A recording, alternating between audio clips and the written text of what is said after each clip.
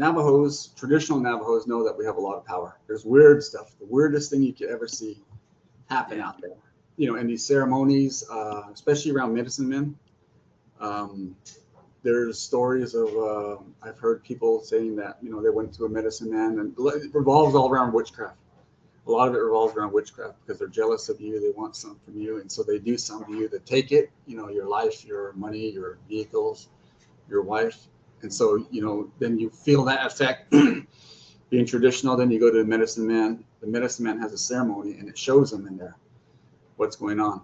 So a lot of times they'll see what it is, then they'll go outside or do a way to stop it. Then it goes into protection. So I've heard a story with someone that was really close that they went out, stepped outside the hogan, and the medicine man had a fan, eagle feather tail fan, and as he's praying, because you always hold a arrowhead. Arrowheads is a protection. As he's praying, he's saying, he holds up his fan and he's like, look into this fan and see if you know this person. And she said that the fan looked like a TV, And she said, there's people in there. And she's like, this person right here is the one doing it. Do you know him? And she said, no. She goes, I don't know him. And he goes, well, I'm going to stop it. And he prayed. And he goes, look at this star.